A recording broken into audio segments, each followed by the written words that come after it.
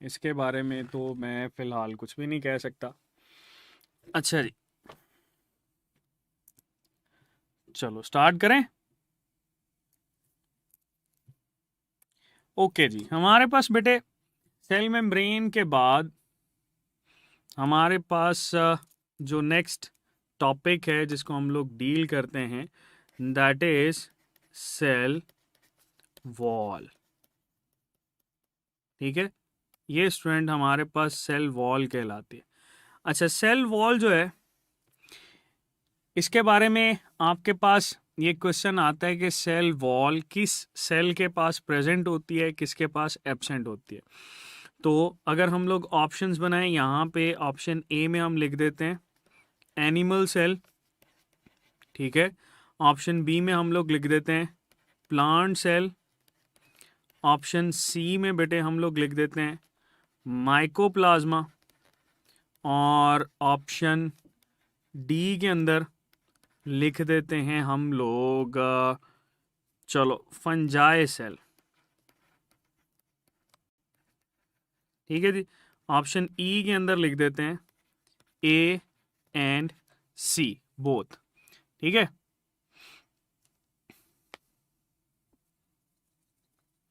अच्छा ये बेटे हमारे पास क्वेश्चन है, तो मैं सवाल पूछता हूँ, साथ साथ आपने जवाब देते जाना है। मुझे बताओ इनमें से कौन से ऐसे सेल हैं जिनके पास सेल वॉल नहीं होती। Which one of the following does not have cell wall. किसके पास सेल वॉल नहीं होती। बेटे लास्ट पे क्वेश्चन करते हैं, ठीक है, जो भी आपके क्वेश्चंस हैं इनको लास्ट पे डील करते हैं। पहले हम लोग जरा इसको डिस्कस कर लें। ठीक है, चलो देखो हमारे पास बेटे क्वेश्चन क्या है कि सेल वॉल किसके पास नहीं होती। तो अगर आप देखो तो हमारे पास बेटे ये जो एनिमल सेल होता है इसके पास भी सेल वॉल नहीं होती, that is not having cell wall, कोई सेल वॉल नहीं है। प्लांट सेल के पास सेल वॉल होती है और ये सेल वॉल किस चीज़ की बनी होती है, सेल्यूलोज की बनी होती है। ठीक है, फिर माइकोप्लाज्मा की बात करें, माइकोप्लाज्मा हम लोगों ने पढ़ा था, दैट इज अ बैक्टीरिया। ये एक ऐसा बैक्टीरिया है विच लैक्स सेल वॉल, तो ये हमारे पास सेल वॉल को लैग कर रहा होता है। फिर फंजाई की बात करें तो फंजाई बेटे हमारे पास ऐसा है जिसके पास सेल वॉल होती है, that is composed of chiton. ठीक है, तो सवाल था किसके पास सेल वॉल नहीं होती, तो आंसर आपके पास होगा ऑप्शन ई, ए एंड सी दोनों के पास ही बेटे सेल वॉल मौजूद नहीं होती। ठीक है, अच्छा अब प्लांट सेल में हम लोग ये डिस्कस करते हैं किस चीज़ की बनी होती है, that is composed of cellulose. ठीक है, और इस सेलुलोज के अंदर फिर हम लोग डिस्कस करते हैं कि प्राइमरी सेल वॉल की कॉम्पोजिशन क्या होती है। ठीक है, सेकेंडरी सेल वॉल की कॉम्पोजिशन क्या होती है, ये हम लोग आगे डिस्कस करेंगे। ठीक है, अच्छा एक और सेल लिखते हैं, that cell is refer to as bacterial cell. ठीक है, एक हमारे पास बैक्टीरियल सेल है,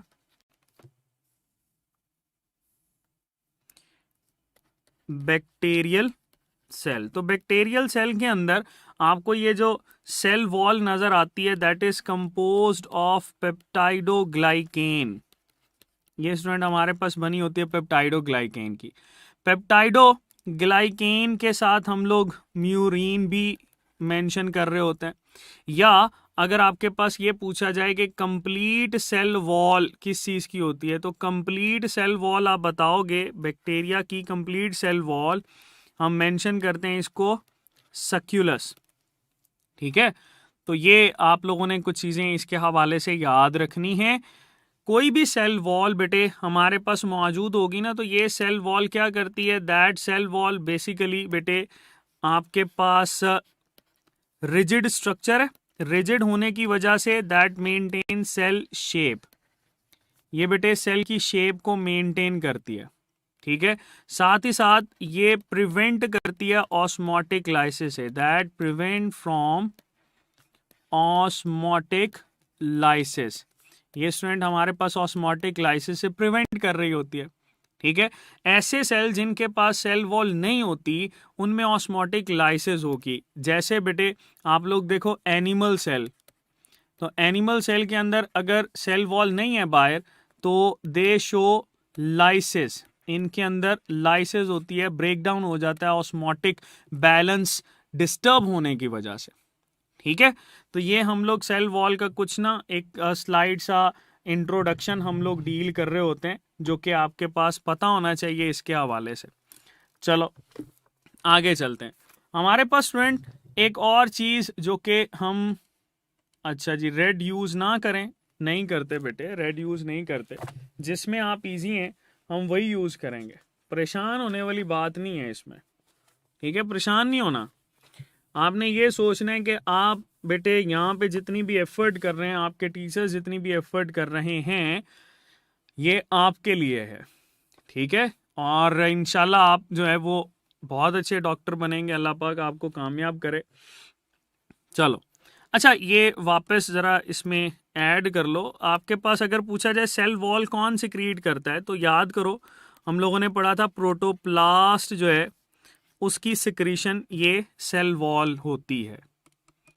ओके, चलो वापस आ जाओ। हमारे पास बेटे सेल वॉल एक ना रिजिड स्ट्रक्चर है, लेकिन साथ ही साथ ये एक अच्छा खासा जो है वो हमें शो करवाता है कि भाई ये जो है, ये देखो हम लोग ये एक सेल बनाते हैं, ठीक है, that is a plant cell. एक और प्लांट सेल बना लेते हैं,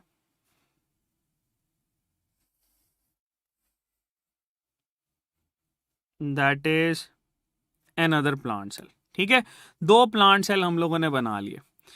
आपको पता है कि प्लांट सेल के अंदर बेटे हमारे पास ये जो प्लांट सेल है इसके अंदर हमें नज़र आती है प्लाज्मा मेम्ब्रेन। ठीक है, ये प्लाज्मा मेम्ब्रेन बना लेते हैं। तो देखो आपसे अगर पूछा जाए कि दो सेल्स के दरमियान में, दो प्लांट सेल्स के दरमियान में कौन सी चीज़ मौजूद होती है, तो बेटे आपने बताना है दो प्लांट सेल के दरमियान में हमें नज़र आती है मिडल लैमेला। ये जो सेंटर में हम लोग बना रहे हैं ना, that is refer to as middle lamella. ये जो मिडल लैमेला होता है बेटे, that middle lamella is a cementing material. इसको हम लोग सीमेंटिंग मटेरियल बोलते हैं। ये कनेक्ट करके रखता है। ठीक है, ये सीमेंटिंग मटेरियल है बेटे, कनेक्ट करके रखता है दो सेल्स को, प्लांट सेल को। और अगर आपसे ये पूछा जाए इसकी कॉम्पोजिशन क्या होती है, तो बेटे ये कैल्शियम और मैग्नीशियम सॉल्ट से मिलकर बना होता है। इसमें कैल्शियम मैग्नीशियम सॉल्ट्स होते हैं, साथ ही साथ पैक्टेट शामिल होता है जो कि बेटे इसमें मौजूद होगा और आपके पास अटैचमेंट करवा रहा होता है। ओके, चलो अगर आपसे ये सवाल आए कि हमारे पास दो प्लांट सेल्स के दरमियान में आपको प्राइमरी स्ट्रक्चर कौन सा नजर आता है, तो आप क्या बताओगे? आप बताओगे बेटे दैट इज, बताओ कौन सा होगा?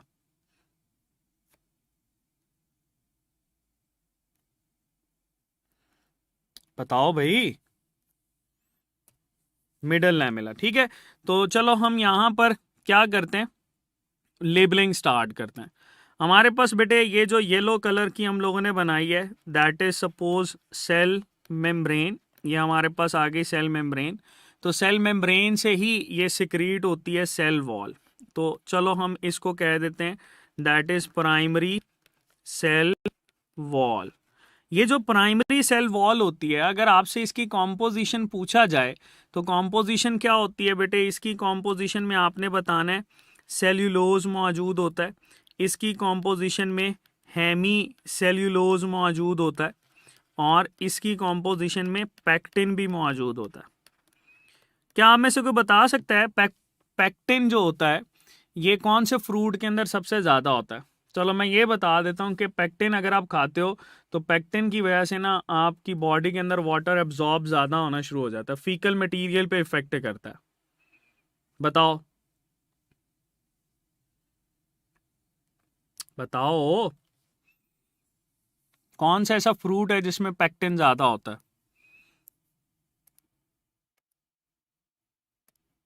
बनाना, याद रखना, बनाना जो होता है इसमें बेटे हमारे पास पेक्टिन ज़्यादा होता है, और इसीलिए आप जो है अगर किसी इंडिविजुअल को फीकल मटेरियल को वाटरी फ्लूइड लाइक रिलीज हो रहा है तो उसमें आप बनाना की इनटेक उसको ज़्यादा करवाते हो, ठीक है।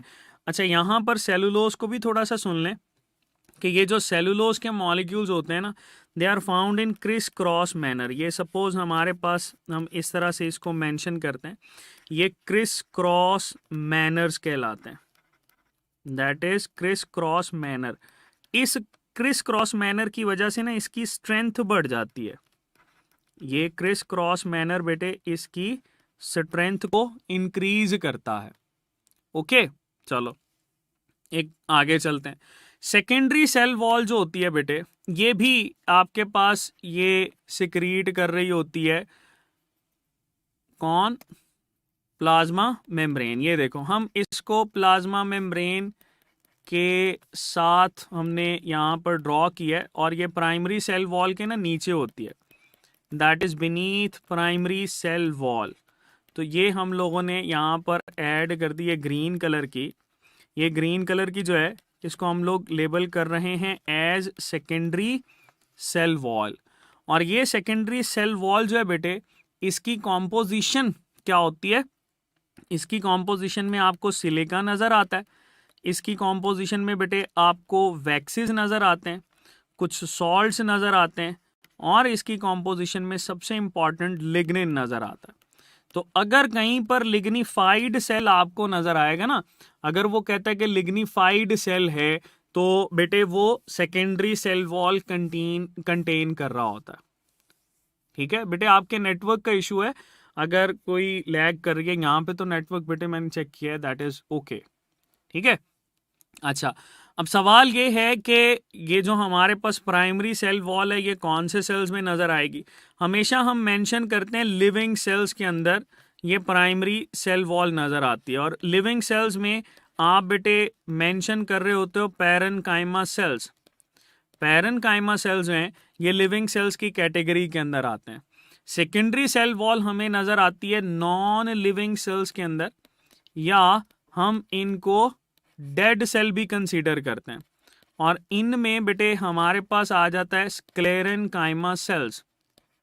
देयर आर स्क्लेरेन्काइमा सेल्स, और ये sclerenchyma cells secondary cell wall contain करते हैं, और सेकेंडरी सेल वॉल जिसमें भी होगी वो आपके पास नॉन लिविंग है। अच्छा, इसकी एक और एग्जांपल हम लोग यहाँ पर मेंशन कर लेते हैं। एक आते हैं sieve tube cells. Sieve tube cells, sieve tube cells के अंदर भी बेटे आपको सेकेंडरी सेल वॉल नजर आती है, ठीक है, जिसकी वजह से ये आपके पास बेटे अपटेक या सिंपल ट्रांसपोर्टेशन के लिए रिस्पॉन्सिबल होता है। ओके,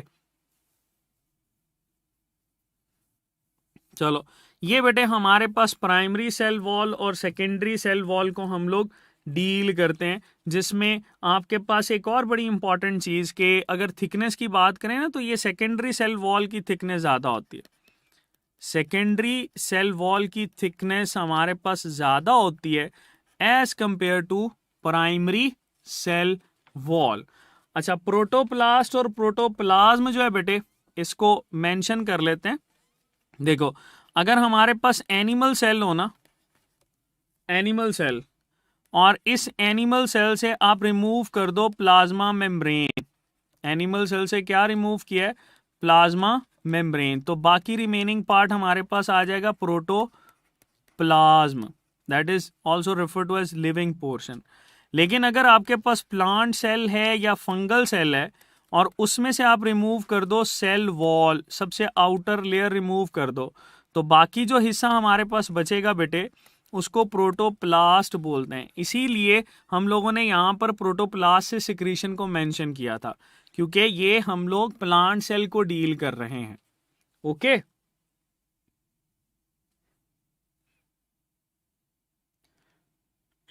चलो आगे चलते हैं। हमारे पास इस सेल वॉल के फंक्शंस को डील करते हैं कि ये फंक्शंस क्या परफॉर्म करता है, बिकॉज मोस्टली किसी भी ऑर्गेनेली किसी भी स्ट्रक्चर के ना फंक्शन से आपके पास क्वेश्चन आ रहे होते हैं। तो सबसे पहला फंक्शन जो है वो तो बेटे इसमें हम लोग ये ऐड करते हैं कि ये डेफिनेट शेप डिसाइड करती है, definite shape of cell decide करती है। किसी भी सेल की अगर शेप है तो वो किस वजह से है बेटे, वो आपके पास इस सेल वॉल की वजह से होती है। दूसरा function that prevent from osmotic lysis, ये हमारे पास ऑस्मोटिक लाइसिस से बचाती है, ठीक है। तीसरा आप लोगों ने इसमें ऐड रखना है कि इसमें ना कुछ पिट्स मौजूद होते हैं जिनको सेल पिट्स भी बोलते हैं, या आप लोग इसमें कनेक्शंस को ऐड करते हो, या इसकी जगह पे आप लोग ऐड करते हो प्लाज्मोडेस्मेटा, ठीक है। प्लाज्मोडेस्मेटा ये कनेक्शंस होते हैं जो कि फ्रीली परमिएबल कर रहे होते हैं इस मेम्ब्रेन को। तो ये बात याद रखना, इन्हीं की वजह से मेम्ब्रेन हमारे पास क्या होती है, फ्रीली परमिएबल होती है बेटे, ठीक है। और ये जो प्लाज्मोडेस्मेटा हैं या कनेक्शंस होते हैं, ये कौन सी ट्रांसपोर्टेशन करवाते हैं ये भी सुन लो। ये हमारे पास एपोप्लास्टिक पाथवे के लिए रिस्पॉन्सिबल है, एपोप्लास्टिक पाथवे के लिए बेटे रिस्पॉन्सिबल होते हैं, एपोप्लास्टिक पाथवे ये करवा रहे होते हैं। ओके, बात समझ में आई। अच्छा, फिर समटाइम ये पूछा जाता है कि क्या ये एक्ट करता है बैरियर, ठीक है, क्या ये एज अ बैरियर एक्ट करता है। तो बैरियर ऑस्मोटिक लाइसिस के लिए तो है, लेकिन किसी भी मटेरियल के लिए नहीं होता, इसीलिए तो ये आपके पास बेटे फ्रीली परमिएबिलिटी शो कर रहा होता है, हर चीज को आजादाना इसके अंदर से गुजार रहा होता है, ठीक है। ओके, तो ये बेटे हम लोग इसके फंक्शंस को डील करते हैं। इसमें एपोप्लास्टिक पाथवे वाला इंपॉर्टेंट है, इसको आप लोगों ने याद रखना। तो ये बेटे सेल वॉल के अंदर ये कुछ चीज़ें थी जो कि हम लोग ऐड कर रहे होते हैं, जिसमें से क्वेश्चन बनते हैं। सो आई होप ये आप लोग क्लियर कर लोगे। अच्छा जी, एपोप्लास्टिक पाथवे क्या है बेटे, ये देखो हम यहाँ पर इस मेम्ब्रेन की बात करते हैं। सपोज हमारे पास ना ये कनेक्शंस हम बनाते हैं, ठीक है, दीज आर कनेक्शंस, और इन कनेक्शंस को हम ना ये वाइट कलर से जोड़ देते हैं, ठीक है। अब पानी जो है, सपोज ये वाटर मॉलिक्यूल यहाँ से मूव करते हैं और यहाँ से फिर इस सेल के अंदर आते हैं, तो cell wall to cell wall जो मूवमेंट होती है ये एपोप्लास्टिक पाथवे के थ्रू होती है। हाँ, अगर इसके अंदर वो कहे कि वैक्यूल शामिल होता है, तो वैक्यूल के थ्रू जो ट्रांसपोर्टेशन होती है ना, उसको वैक्यूलर पाथवे बोलते हैं, that is refer to as vacuolar pathway. अगर आपके पास वो कहे कि प्लाज्मा मेम्ब्रेन शामिल होती है, प्लाज्मा मेम्ब्रेन शामिल होती है इस ट्रांसपोर्टेशन के अंदर, तो इसको बेटे हम लोग सिंपलास्ट पाथवे बोलते हैं, सिंपलास्ट पाथवे। ये ट्रांसपोर्टेशन इन प्लांट्स के अंदर रिस्पॉन्सिबल होता है, ठीक है। तो इसको हम वहां पर भी ज्यादा डिटेल में डिस्कस करेंगे। चलो, ये बेटे हमारे पास सेल वॉल को हम लोग डील करते हैं। सेल वॉल से आगे मूव करते हैं, हमारे पास बेटे कुछ एंडो मेम्ब्रेनस स्ट्रक्चर्स हैं, उनको हम लोग डील करेंगे। तो मुझे ये बताओ कि एंडो मेम्ब्रेनस स्ट्रक्चर्स कौन कौन से होते हैं। दो चीज़ मैं यहाँ पे लिख रहा हूँ, एक के एंडो मेम्ब्रेन्स क्या होती हैं, पहला मेरा सवाल ये है व्हाट आर एंडो मेम्ब्रेन्स। दूसरा मेरा पॉइंट ये है कि एंडो मेम्ब्रेनस सिस्टम क्या होता है। ये दो चीज़ें मैं यहाँ पर पूछ रहा हूँ, एंडो मेम्ब्रेनस सिस्टम और एंडो मेम्ब्रेन्स क्या होती हैं। पहले आप मुझे ये बताओ कि एंडो मेम्ब्रेन्स क्या होती हैं, व्हाट आर एंडो मेम्ब्रेन्स।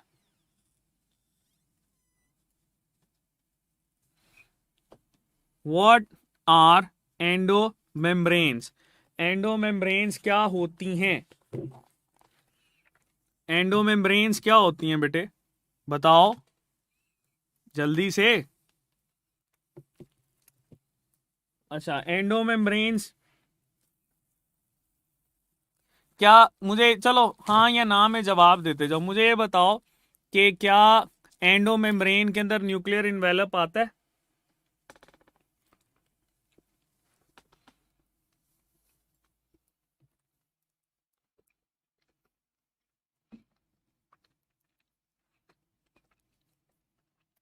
चलो देखते हैं।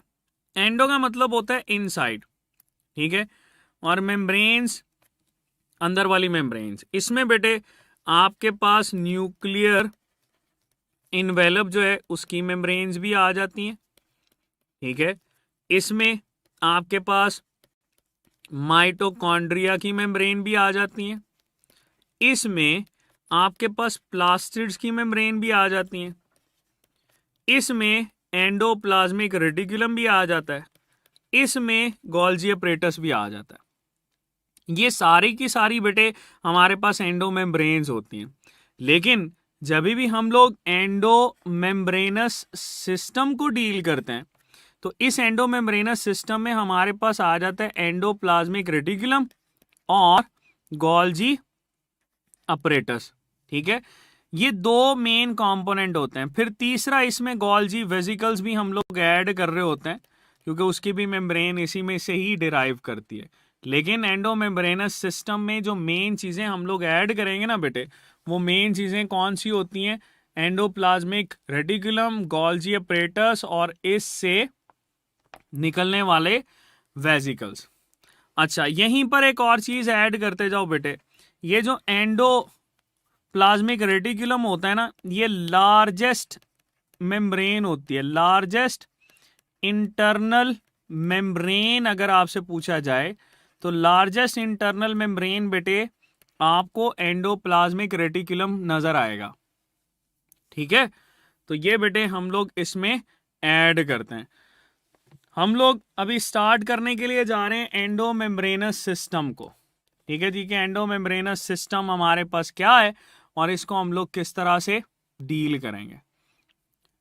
इसको देखें, पानी शानी पिए, मैं भी पानी पी लूं, फिर आगे चलते हैं।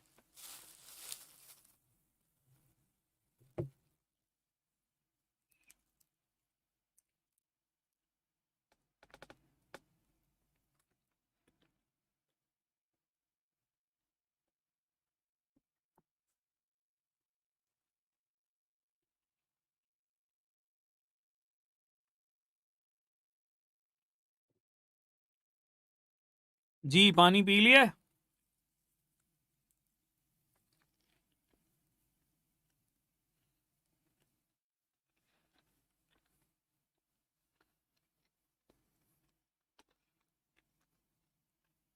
रवीना बेटे, आपका जवाब जो है ना वो मैं लास्ट पे दूंगा, अभी आप इस पे फोकस करो जो हम पढ़ रहे हैं।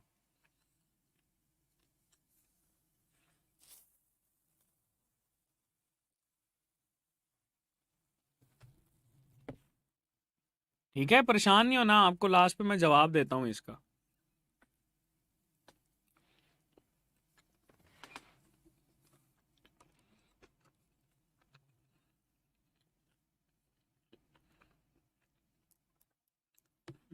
अच्छा, यहां पे हम बनाते हैं एक सेल।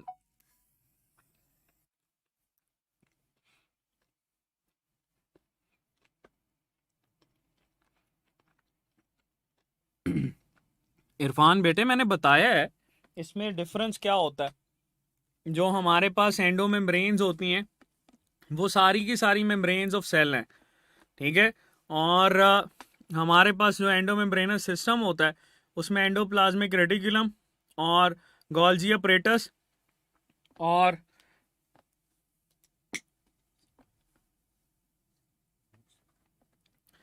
ठीक है वो शामिल होती हैं।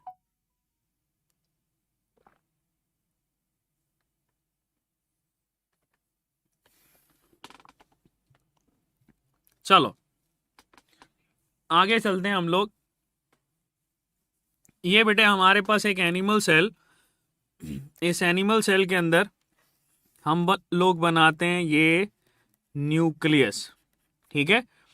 ये जो एंडोप्लाज्मिक रेटिकुलम होता है ये ओरिजिनेट कर रहा होता है इस न्यूक्लियर इन्वेलप से, और बेटे ये रेंज करता है आपके पास इस न्यूक्लियर इन्वेलप से लेकर प्लाज्मा मेम्ब्रेन तक। ये देखो, अगर हम लोग इसकी लिमिट पूछे ना, तो न्यूक्लियर इन्वेलप और प्लाज्मा मेम्ब्रेन, इन दोनों के दरमियान में ये रेंज करता है।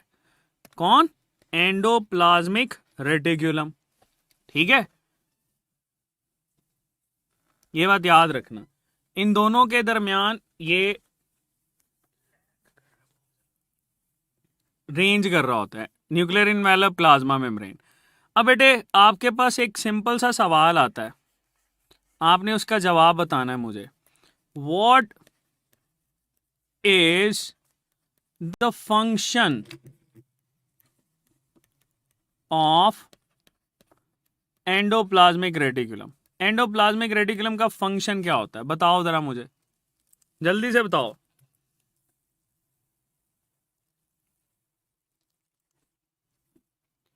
बताओ एंडोप्लाज्मिक रेटिकुलम का फंक्शन क्या होगा?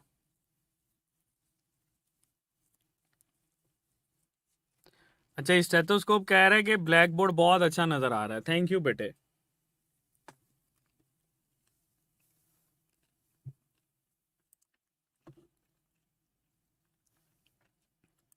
बताओ, चुप क्यों हो गए हो सारे?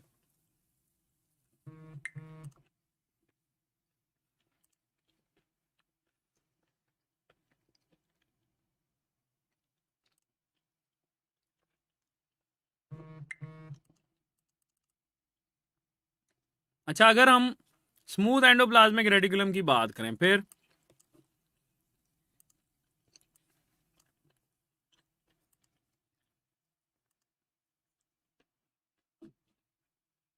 स्मूथ भी सपोर्ट करेगा?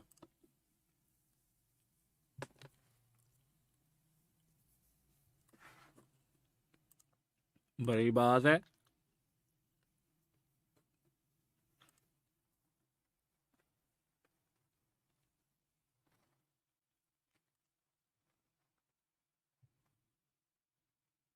तो रफ एंडोप्लाज्मिक रेटिकुलम फिर क्या करेगा?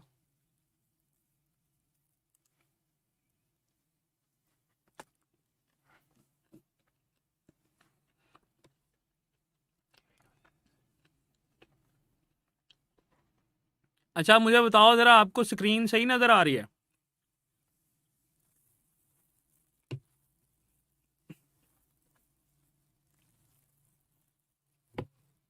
बताओ, स्क्रीन सही नजर आ रही है?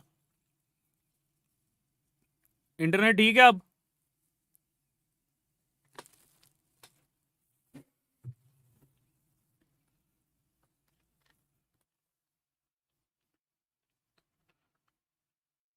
चलें, सही हो गया।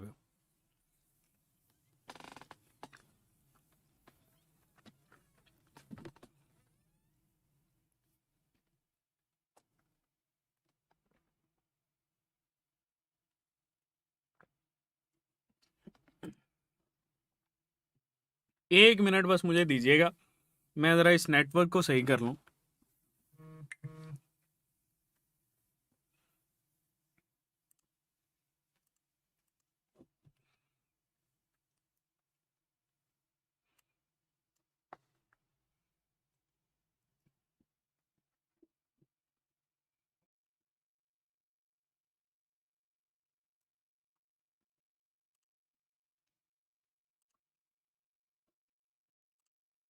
चलो जी, अब हम लोग जरा आते हैं इसकी तरफ। हमारे मामला सही हो गए। तो बिल्कुल बेटे, अगर आपसे ये पूछा जाएगा कि फंक्शन ऑफ एंडोप्लाज्मिक रेटिकुलम क्या है, तो ये देखो, ये हमारे पास काम कर रहा है सपोर्ट। ठीक है, सपोर्ट, सपोर्ट का काम है। और सपोर्ट से आप लोग ये बात भी ऐड करते हो, सपोर्ट की वजह से, that mimics the action of cytoskeleton. ठीक है, अगर ये सपोर्ट कर रहा है ना, तो ये साइटोस्केलेटन का एक्शन मिमिक करता है या उसको असिस्ट भी कर रहा होता है। ठीक है, तो ये आप लोगों ने इसके साथ याद रखना है। अब एंडोप्लाज्मिक रेटिकुलम आपके पास बहुत सारे फंक्शंस परफॉर्म करता है, जिसको हम लोग डील करते हैं। लेकिन उससे पहले हम क्या करते हैं, इसको ज़रा डिस्कस कर लेते हैं कि ये मेम्ब्रेन्स आपके पास बेटे हम एंडोप्लाज्मिक रेटिकुलम को दो हिस्सों के अंदर डिवाइड कर रहे होते हैं। एक आ जाता है स्मूथ एंडोप्लाज्मिक रेटिकुलम और एक हमारे पास आ जाता है रफ एंडोप्लाज्मिक रेटिकुलम। ठीक है जी। इसमें बेटे हम ये कहते हैं कि राइबोसोम्स की प्रेजेंस और एब्सेंस की बेस के ऊपर डिवाइड किया जाता है। रफ एंडोप्लाज्मिक रेटिकुलम के पास होते हैं, स्मूथ के पास नहीं होते।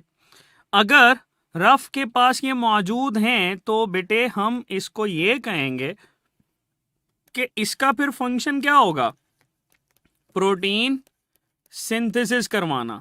इसका काम है प्रोटीन सिंथेसिस करवाना। ठीक है। और स्मूथ एंडोप्लाज्मिक रेटिकुलम का काम अगर आपसे पूछा जाए तो आप ये बताओगे कि प्रोटीन सिंथेसिस के अलावा बाकी सारे काम जो है ये स्मूथ एंडोप्लाज्मिक रेटिकुलम करता है। जैसे आपसे पूछा जाए लिपिड मेटाबॉलिज्म, तो बेटे लिपिड मेटाबॉलिज्म ये करवाता है। ठीक है, SCR। फिर आपसे पूछा जाए कार्बोहाइड्रेट मेटाबॉलिज्म या कार्ब्स का मेटाबॉलिज्म, तो बेटे वो भी हमारे पास स्मूथ एंडोप्लाज्मिक रेटिकुलम ही करवाता है। ठीक है। फिर आपसे ये पूछा जाए डिटॉक्सिफिकेशन, तो आप ये बताओगे बिल्कुल डिटॉक्सिफिकेशन करवाना वो भी हमारे पास स्मूथ एंडोप्लाज्मिक रेटिकुलम का ही काम होता है।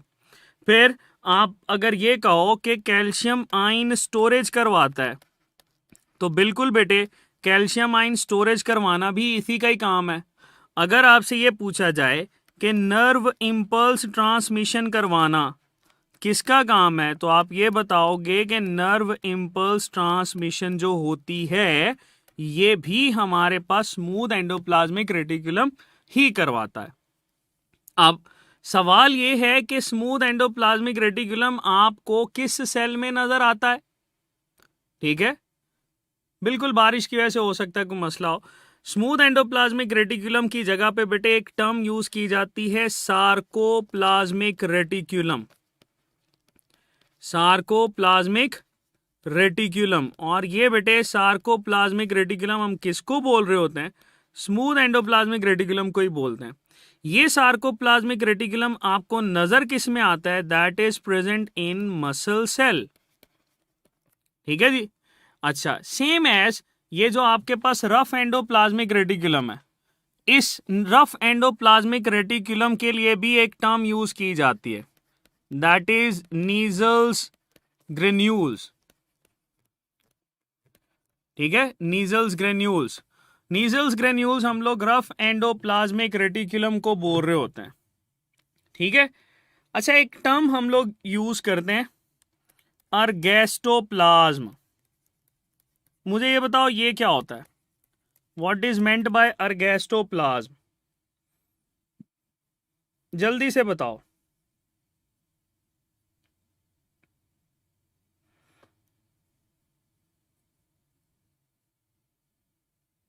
हाँ,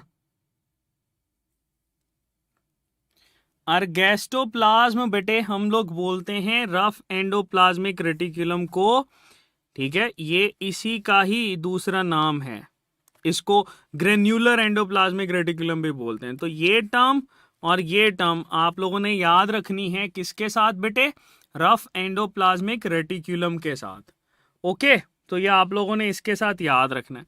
अच्छा, एक और चीज आपसे पूछता है कि स्मूथ एंडोप्लाज्मिक रेटिकुलम ये लिपिड मेटाबॉलिज्म करवाता है, इसके अलावा और कौन कौन सा ऑर्गेनेलीज करवा रहे होते हैं, तो बेटे इसके अलावा हमारे पास एक माइटोकॉन्ड्रिया वो भी करवाता है, SCR भी करवा रहा है।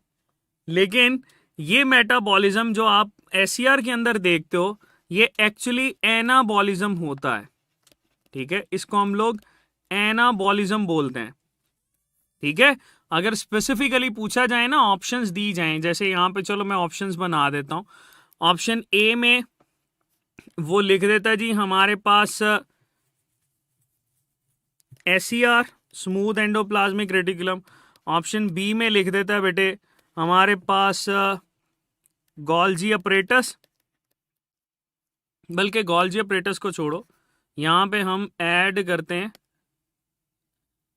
एक अच्छा वाला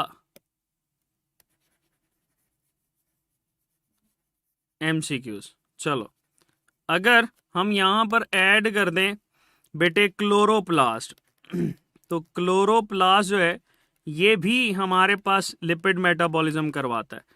तीसरा माइटोकॉन्ड्रिया, माइटोकॉन्ड्रिया भी लिपिड मेटाबॉलिज्म करवाता है।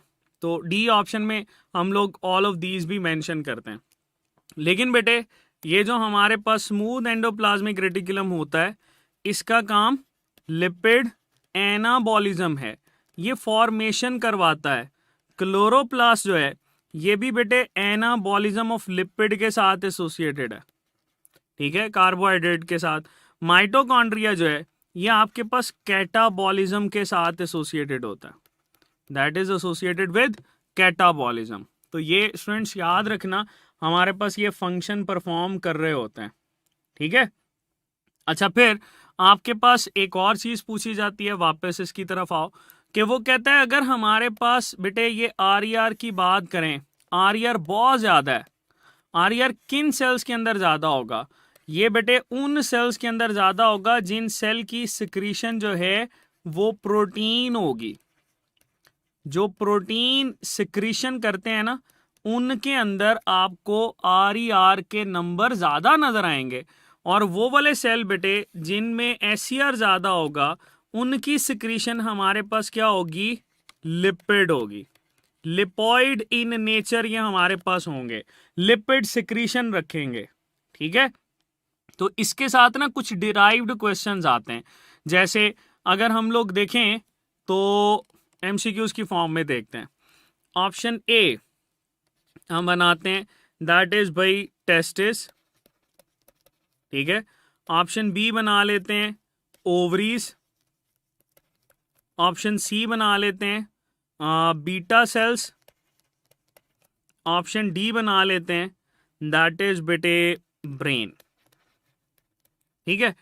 तो मुझे ये बताओ, सवाल ये है, which one of the following has R enriched cells? R enriched cells किस में नजर आएंगे, बताओ।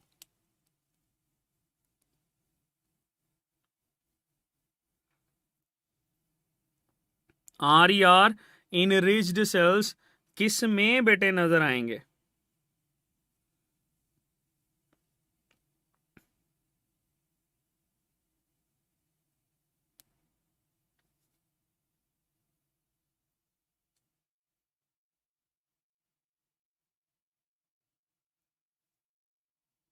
हाँ जी, आर इनरिच्ड सेल्स बेटे देखो, बिल्कुल सही कह रहे हैं आप। बीटा सेल्स की ना सिक्रीशन देखो पहले। बीटा सेल्स की सिक्रीशन हम लोग मेंशन कर रहे होते हैं इंसुलिन, ठीक है। बीटा सेल से इंसुलिन रिलीज होती है, तो इंसुलिन की वजह से हम यहाँ पर ऐड करते हैं कि आपके पास बेटे इनमें आर जो है वो नंबर में ज्यादा होगा, ठीक है। जबकि टेस्टिस की सिक्रीशन देखो, इनकी सिक्रीशन में आपके पास टेस्टोस्टेरोन आ जाता है जो कि लिपॉइड इन नेचर है, और अगर लिपिड है तो लिपिड में क्या ज्यादा? एससीआर। सेम एज ओवरी की बात करो तो इसमें बेटे वो एस्ट्रोजन की बात करते हैं, और ये और एस्ट्रोजन जो होता है इसमें भी एससीआर ज्यादा, ठीक है। ब्रेन की बात करो तो इसमें भी लिपिड हम लोग ऐड करते हैं, ठीक है, तो इसमें भी क्या ज्यादा? एससीआर ज्यादा होगा। तो ये आप लोगों ने याद रखना है। ये इसके ऑपोजिट क्वेश्चन भी आ सकता है कि आपके पास एससीआर इनरिच्ड किस में होंगे, कौन सा ऐसा है जो कि आपके पास बेटे ये काम करवाएगा। अच्छा, एक वापस चीज जरा ऊपर की तरफ चलते हैं, एक चीज थोड़ी सी रिकॉल करते हैं। डिटॉक्सिफिकेशन जो है ना, ये हम लोगों ने पढ़ी तो है, लेकिन अगर आपसे ये पूछा जाए कि डिटॉक्सिफिकेशन एक्चुअली कहां पर कर रहा होता है, तो लीवर एक ऐसा ऑर्गन है जहां पर डिटॉक्सिफिकेशन होती है। उन लीवर के सेल्स के अंदर बेटे एससीआर ज्यादा होगा, उसके सेल्स के अंदर बेटे आपको एससीआर के साथ साथ माइटोकॉन्ड्रिया भी ज्यादा नजर आएगा, ठीक है। ओके, तो ये बात बेटे आप लोगों ने याद रखनी है। ओके हो गया? चलो जी, अच्छा अब आगे चलते हैं कि हमारे पास एंडोप्लाज्मिक रेटिकुलम जो है, ये हम लोगों ने डिस्कस किया कि एंडोप्लाज्मिक रेटिकुलम सपोर्ट करता है। इसकी दो टाइप्स हमने देखी, SCR होता है और RER होता है। अच्छा, अब अगर आपसे ये पूछा जाए कि एंडोप्लाज्मिक रेटिकुलम किस किस सेल के अंदर एब्सेंट होता है, तो बेटे आपने बताना है दैट इज एब्सेंट इन, सबसे पहले प्रोकैरियोटिक सेल। जो प्रोकैरियोटिक सेल होता है ना, उसमें एब्सेंट होता है। फिर आपने बताना है एग सेल, इसमें भी आपके पास एब्सेंट होता है, एग सेल के अंदर। फिर बेटे RBC, उसके अंदर भी एब्सेंट होता है। फिर कुछ एम्ब्रियोनिक सेल्स होते हैं, उनके अंदर भी बेटे ये एब्सेंट होता है। सो अगर आपसे ये पूछा जाए किस किस में एब्सेंट है, तो आप बेटे बताओगे प्रोकैरियोटिक सेल में, एग सेल में, RBC के अंदर और एम्ब्रियोनिक सेल में ये एब्सेंट होते हैं। ओके, चलो ये बेटे हमारे पास था एंडोप्लाज्मिक रेटिकुलम। ठीक है। अच्छा, एक इसमें एक्स्ट्रा पॉइंट ऐड करते जाओ, ये बस आपकी इंफॉर्मेशन के लिए है, आपके सिलेबस के साथ एसोसिएटेड नहीं है, लेकिन ये याद रखना कि ये एंडोप्लाज्मिक रेटिकुलम जो होता है ना, ये न्यूक्लियर मेम्ब्रेन बनाता है। ठीक है, that is involve in nuclear membrane during division. Division के दौरान नई जो न्यूक्लियर मेम्ब्रेन होती है वो बनाना किसका काम है? एंडोप्लाज्मिक रेटिक्यूलम का काम होता है। ये बस आपके लिए एक एक्स्ट्रा पॉइंट था, इसको ऐड कर लो। ठीक है, बाकी दैट इज कोई इतना ज़्यादा मुश्किल नहीं है।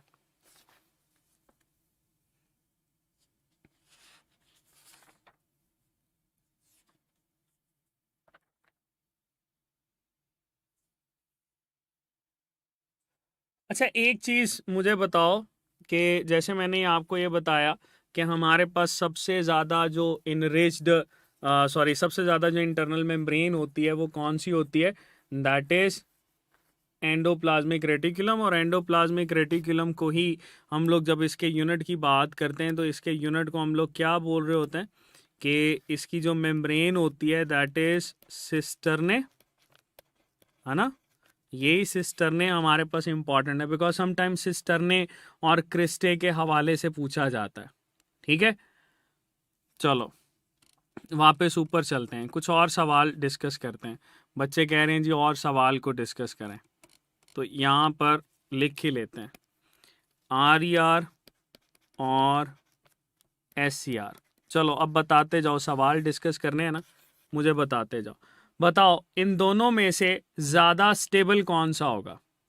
SCR ज़्यादा स्टेबल होगा या RER ज़्यादा स्टेबल होगा?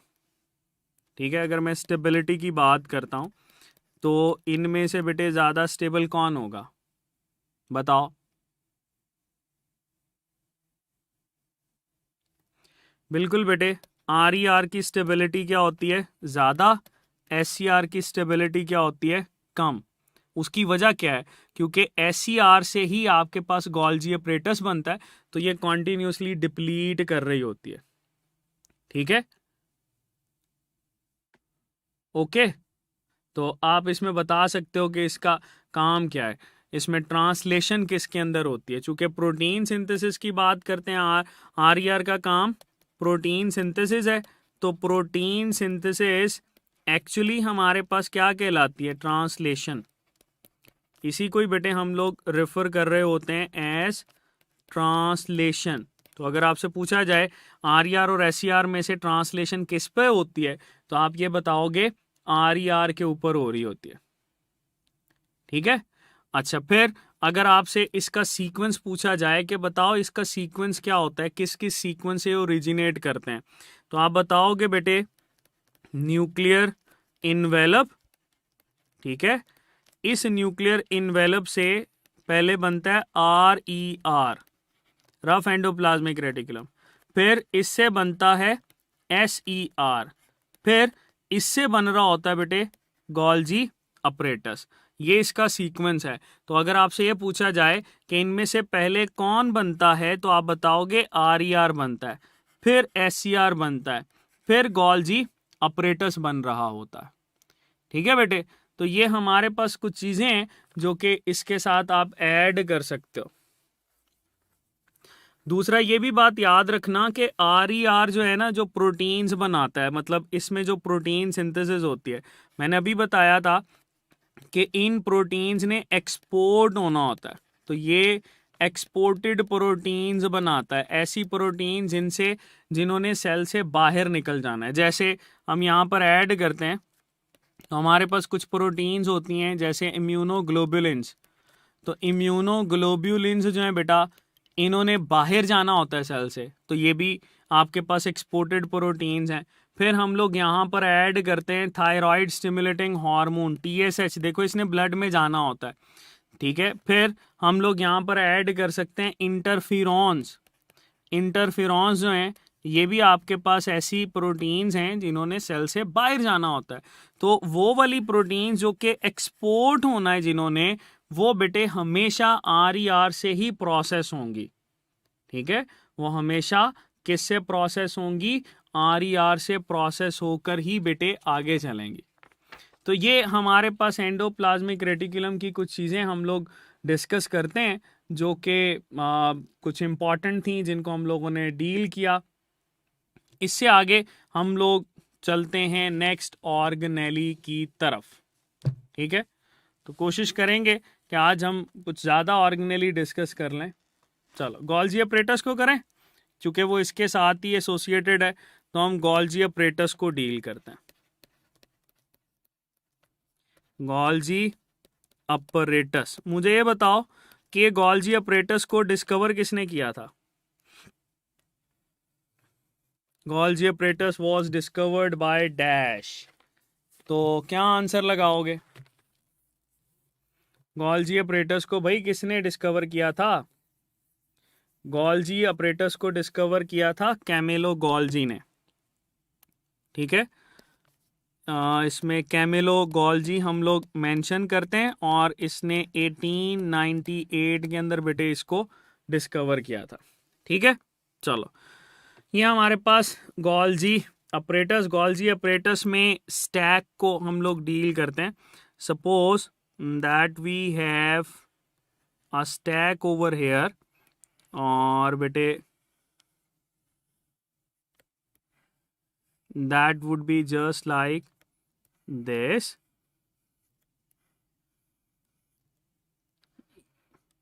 ठीक है। ये हम लोग इस तरह से बना लेते हैं इसको, that is गोल्जी, ठीक है। चलो अच्छा, इसमें हमारे पास ये जो एक स्ट्रक्चर नज़र आता है, यानी ये वाला, ये किसी एक स्ट्रक्चर को हम लोग यहाँ पे साइड पे कर देते हैं। मैं ये कहता हूँ कि ये एक स्ट्रक्चर है हमारे पास, ठीक है जी। ये जो एक स्ट्रक्चर है that will be refer to as Golgi body, ठीक है। ये हमारे पास बेटे कहलाती है गोल्जी बॉडी। ये गोल्जी बॉडी है एक जो हम लोग डील करते हैं, ठीक है। और इससे बेटे आगे अगर हम लोग चलें तो यहाँ से वेजिकल्स निकलते हैं, that will be refer to as Golgi vesicle. तो गोल्जी वेजिकल, गोल्जी बॉडी। ये जो सारा का सारा स्टैक हमें नजर आता है, ये सारा का सारा स्टैक बेटे, that stack is refer to as Golgi apparatus, ठीक है। गोल्जी बॉडीज का जो स्टैक होता है ये हमारे पास कहलाता है गोल्जी अपरेटस, ठीक है। अच्छा, गोल्जी अपरेटस के साथ अगर आप लोग गोल्जी वेजिकल्स को ऐड कर देते हो, तो गोल्जी अपरेटस और गोल्जी वेजिकल्स बेटे ये दोनों मिलकर हमारे पास बनाएंगे Golgi complex. They will form Golgi complex. तो ये तो पहले कुछ चीज़ें ऐड कर लो जो कि आपके लिए इम्पॉर्टेंट हैं, ठीक है बेटे। साइक्लोसिस और स्ट्रीमिंग को हम डिस्कस करेंगे ना ये साइटोप्लाज्म के अंदर। अभी तो हम क्या डिस्कस कर रहे हैं, आप क्वेश्चन क्या पूछ रहे हैं? अगर इस तरह से होगा तो बेटे चीज़ें हमारी जो है ना वो आपस में मिक्स होती रहेंगी, हम चीज़ों को कवर नहीं कर पाएंगे, ठीक है। तो मेरा बेटा इसकी तरफ फोकस करो। ये जो हमारे पास मेम्ब्रेन होती है, इसकी भी मेम्ब्रेन बेटे हमारे पास सिस्टर्ने कहलाती है। क्यों सिस्टर्ने कहलाती है? बिकॉज ऊपर देखो हम लोगों ने पढ़ा था SCR से ही गोल्जी अपरेटस बनता है, तो SCR से ही गोल्जी अपरेटस बनता है, इसी वजह से इसकी मेम्ब्रेन भी वही होगी। ठीक है। अच्छा, यहाँ पर ना ये जो गोल्जी अपरेटस का स्टैक होता है, इसके साथ कुछ चीज़ें ऐड करते जाओ जो कि MCQs बन सकती हैं। इनको रेंज भी बोलते हैं ऑफ गोल्जी बॉडीज। ठीक है, that is range of Golgi bodies. चलो, इसको याद रखना है आपने। हमारे पास अगर प्रोटिस्ट की बात करें तो बेटे प्रोटिस्ट के अंदर ना ये आपके पास हमेशा 1 यानी एक गोल्जी बॉडी होगी या एक से थोड़ी सी ज़्यादा, फ्यू। ठीक है। अगर हम लोग एनिमल्स की बात करें तो एनिमल्स के अंदर, एनिमल सेल के अंदर इसमें मिनिमम 20 या उससे ज़्यादा गोल्जी बॉडीज हो सकती हैं। अगर बेटे हम लोग प्लांट सेल की बात करें, प्लांट सेल, तो प्लांट सेल में ये बहुत ही ज़्यादा होती हैं, सेवरल 100 तक हो सकती हैं। ठीक है। तो ये बॉडी सबसे ज़्यादा जो है गोल्जी अपरेटस का साइज आपको अगर हम लोग देखेंगे ना तो वो बेटे प्लांट के अंदर नज़र आता है। ओके, चलो अब ज़रा इनके एंड्स को डिस्कस करते हैं। ये वाला एंड हमारे पास बेटे कहलाता है, इसको कन्वेक्स एंड भी हम लोग बोलते हैं, 2-3 नाम है। That is known as convex end. इसको बेटे सिस एंड भी बोलते हैं। यही हमारे पास फॉर्मिंग एंड भी कहलाता है, और ये बेटे रिसीविंग एंड भी कहलाता है। That is also known as receiving end. इसके ऑपोजिट चलो, अगर हम दूसरे एंड की बात करें जैसे ये वाला है, तो ये बेटे हमारे पास कनकेव एंड कहलाता है। इसको हम लोग ट्रांस एंड भी बोलते हैं। ये बेटे हमारे पास मैचुरेशन वाला एंड या मैच्योरिंग फेस भी कहलाता है, और इसको हम लोग एग्जिट फेस भी बोल रहे होते हैं। ठीक है। तो ये याद रखना, कोई भी चीज़ आपके पास एंटर होगी कन्वेक्स एंड से और एग्जिट होगी आपके पास बेटे कनकेव एंड से, ये बात याद रखना। अच्छा, सम टाइम इसके दरमियान भी आपको ना कुछ वेजिकल्स नज़र आते हैं। ये वेजिकल्स आपके पास सैटेलाइट वेजिकल्स कहलाते हैं। ठीक है, जो कि इन बॉडीज़ के दरमियान में होते हैं, उनको सैटेलाइट वेजिकल्स या ट्रांसपोर्ट वेजिकल्स भी लेबल करते हैं। तो दैट इज़ क्वाइट सिंपल, जो कि हम लोग यहाँ पर ऐड कर रहे होते हैं। ओके, चलो अब आगे चलते हैं। हमारे पास इसी में से क्वेश्चन को ऐड करते हैं। आपके पास पूछता है कि ये जो गोल्जी वेजिकल है, अगर ये बेटे SER से रिसीव कर रहा है मटेरियल, तो इसकी कॉम्पोजिशन में कौन कौन सी चीज़ें हो सकती हैं? तो बेटे देखो, अगर आपके पास ये रिसीव कर रहा है SCR से, तो SCR से रिसीव करने की वजह से हम ये कहेंगे कि ये जो गोल्जी वेजिकल है, इसकी सिक्रीशन ज़्यादातर लिपॉइड होगी, लिपॉइड सिक्रीशन या लिपॉइड मटेरियल। अगर हम यहाँ पर मेंशन करें RER, तो RER जो होता है बेटा, इसकी अगर ये रिसीव कर रहा है तो RER की वजह से इसकी सिक्रीशन जो होगी वो प्रोटीनीशियस या प्रोटीन सिक्रीशन रिलीज करेगा। That will release protein secretion. तो SCR और RER ये दो डिफरेंट चीज़ें बेटे हम लोग डिस्कस करते हैं। ठीक है, जिससे गोल्जी वेजिकल की नेचर जो है ये आपके पास डिसाइड होती है। ये हम लोग यहाँ पर इसके फंक्शन को डील करते हैं। फिर आगे चलते हैं। हमारे पास बेटे इन्हीं वेजिकल्स के साथ ना सम टाइम ऑप्शन में एक टर्म यूज करता है लिपोसोम्स की। ठीक है, ये सम टाइम टर्म यूज करता है लिपोसोम्स की। तो जरा आप इसको भी क्लियर करते जाओ, लिपोसोम्स क्या होते हैं? लिपोसोम्स बेटे सिंथेटिकली फॉर्म्ड होते हैं। They are synthetically formed vesicles. ठीक है, और इनको हम लोग बेटे for the purpose of treatment use करते हैं। डिफरेंट डिसऑर्डर, जैसे आप लोग पढ़ा होगा आप लोगों ने, लंग्स के डिसऑर्डर जो होते हैं हम उसमें इसको यूज़ कर रहे होते हैं। That was cystic fibrosis. उसमें ये लिपोसोम्स यूज करते हैं, they can be use as a carrier as well. ठीक है, अच्छा फिर बेटे वापस आ जाओ, जैसे पास्ट पिछले साल की तरह कुछ क्वेश्चंस थे कि गोल्जी अपरेटस को हम लोग बेटे पोस्टमैन ऑफ सेल भी बोलते हैं। Golgi apparatus is also known as postman of cell. तो ये याद रखना, पोस्टमैन ऑफ सेल हमारे पास कौन होता है, दैट इज गोल्जी अपरेटस। चलो अब जरा इसके फंक्शंस को देख लेते हैं कि गोल्जी अपरेटस कौन कौन से फंक्शंस परफॉर्म कर सकता है। चलो इसमें बेटे ये हमारे पास फंक्शन परफॉर्म कर रहा होता है सबसे पहले, दैट इज मॉडिफाइंग। बिल्कुल, चीज़ों को मॉडिफाई करना इसका काम है, मॉडिफिकेशन ये करवाता है। फिर बेटे ये हमारे पास काम कर रहा होता है फॉर सॉर्टिंग, डिफरेंट चीज़ों को सॉर्ट आउट करना इसका काम है। फिर बेटे ये हमारे पास काम कर रहा होता है फॉर शिपिंग, इसी वजह से हम इसको पोस्टमैन ऑफ सेल भी बोलते हैं। फिर बेटे ये हमारे पास रिस्पॉन्सिबल होता है फॉर पैकिंग। ठीक है, अच्छा अब सवाल ये आता है कि इनमें से सबसे इंपॉर्टेंट कौन सा है। ये है बेटे मॉडिफाइंग। मॉडिफाइंग को हम लोग ये भी बोलते हैं glycosylation, that is known as glycosylation. Glycosylation is the most important function of Golgi apparatus. ठीक है, ये बेटे क्या करता है, ग्लाइको का मतलब कार्बोहाइड्रेट, साइलेशन का मतलब ऐड करना। जैसे देखो अगर ये हमारे पास बेटे लिपिड को रिसीव करता है तो लिपिड के अंदर ये कार्बोहाइड्रेट ऐड करेगा और उसको कन्वर्ट कर देगा ग्लाइकोलिपिड के अंदर, that will be converted into glycolipid. अगर बेटे ये प्रोटीन को रिसीव करता है तो प्रोटीन को रिसीव करके उसमें ऐड करेगा कार्बोहाइड्रेट और ये कन्वर्ट हो जाएगा ग्लाइकोप्रोटीन्स के अंदर। तो ग्लाइकोप्रोटीन्स या ग्लाइकोलिपिड्स बनाना किसका काम है, गोल्जी अपरेटस का।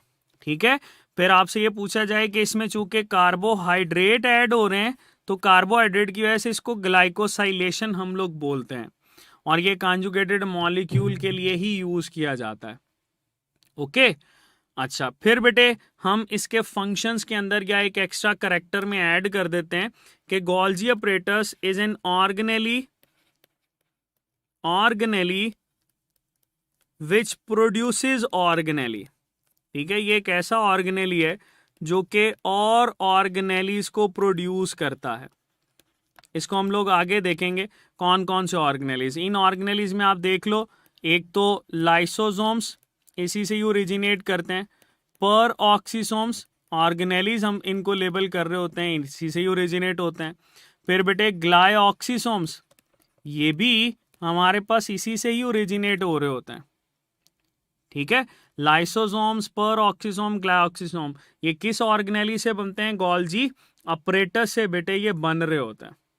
ठीक है, ओके चलो फिर इनके कुछ और नाम, अभी कुछ बच्चे पूछ रहे थे कि गोल्जी अपरेटस के और नाम क्या होते हैं। तो बेटे गोल्जी अपरेटस, एक तो मैंने आपको ये बताया कि गोल्जी अपरेटस को हम लोग पोस्टमैन ऑफ सेल बोलते हैं। इसी के साथ साथ आप यहाँ पर ऐड कर सकते हो that it is also known as canalicular system, canalicular system of cell. ठीक है, या बेटे हम इसको लिपोकॉन्ड्रिया भी बोलते हैं, it is also known as lipochondria. जैसे माइटोकॉन्ड्रिया ना, सेम एज हम इसके लिए यूज कर रहे होते हैं लिपोकॉन्ड्रिया की term. So that was Golgi apparatus.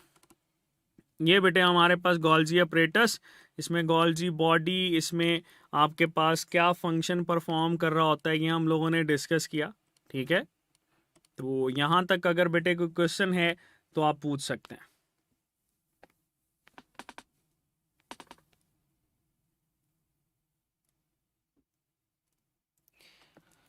अच्छा, इस गोल्जी अपरेटस को ना एक चीज़ हमारे पास रह गई थी। इस गोल्जी अपरेटस को हम लोग बेटे डिक्टायोसोम भी बोलते हैं, that is also refer to as dictyosome. और ये डिक्टायोसोम किस में बोलते हैं, प्लांट सेल के अंदर। प्लांट सेल के अंदर हम इसको डिक्टायोसोम बोलते हैं। ठीक है,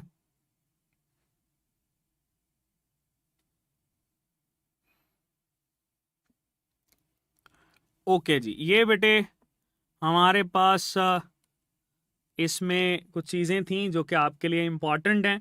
अब आगे चलते हैं, हम लोग इस एक सिस्टर्ने को बनाते हैं। सपोज ये हमारे पास गोल्जी बॉडी है, ठीक है, दैट इज गोल्जी बॉडी। इस गोल्जी बॉडी से बेटे हम यहाँ पर मेंशन करते हैं जी 3 तरह के वेजिकल निकलते हैं।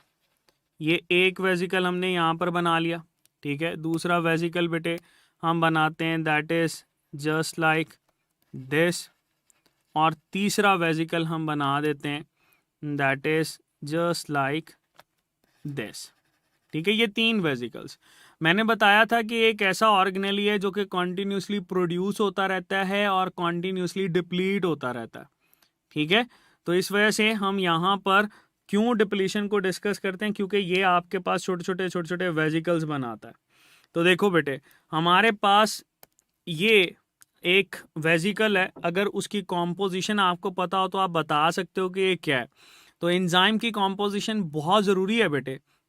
जैसे देखो, हम लोग ये कहते हैं कि एक हमारे पास होता है, जैसे ये है, इसको हम कह देते हैं लाइसोसोम। लाइसोसोम क्यों कहते हैं, क्योंकि बेटे इसकी जो एंजाइम्स है ना वो बहुत ज़रूरी हैं। इसके एंजाइम आप लोगों ने याद रखना है, एपी हाइड्रोलिटिक। क्या याद रखना है? AP hydrolytic. एपी हाइड्रोलिटिक, इसमें एपी की जो टर्म होती है ना बेटे, that is used for acid phosphatase. ये हमारे पास एसिड फॉस्फेटेज के लिए यूज की जाती है। एसिड फॉस्फेटेज जो होता है बेटा, ये हमारे पास बहुत ही ज़्यादा पीएच को मेंटेन करता है, एंड दैट इज अबाउट 5.6, ठीक है, एसिडिक पे। हाइड्रोलिटिक जो होते हैं, हाइड्रोलिटिक की नेचर की बात करें तो इसमें बहुत ज़्यादा कैटेगरीज आ जाती हैं, लेकिन हम बेटे मेनली इसमें प्रोटीएजेस को ऐड कर रहे होते हैं। इसमें बेटे हम लोग एमाइलेजेस को ऐड कर रहे होते हैं। इसमें बेटे हम लोग न्यूक्लिएजेस को ऐड कर रहे होते हैं, ठीक है, और इसमें हम लोग ऐड कर रहे होते हैं लाइपेजेस को। इनके अच्छे खासे नंबर्स होते हैं। तो वो वाले एंजाइम जो कि हाइड्रोलिटिक एक्टिविटी परफॉर्म करते हैं और ये बेटे एसिड फॉस्फेटेज रखते हैं, इसको हम लोग बोलते हैं लाइसोसोम, ठीक है, that is refer to as lysosome. अच्छा, फिर हम लोग चलते हैं इसमें पर ऑक्सीसोम्स की तरफ। पर ऑक्सीसोम्स जो है बेटा, ये हमारे पास एक ऐसे स्ट्रक्चर्स हैं जिसमें आप जब इसके एंजाइम्स को डील करते हो ना, तो इसमें एंजाइम्स होते हैं दैट इज पीजीसी। मुझे बताओ, आप में से पंजाब ग्रुप ऑफ कॉलेजेस का कौन कौन बच्चा है? PGC, Punjab group of colleges, है कोई यहाँ पे को बच्चा जो पीजीसी से पढ़ा हो?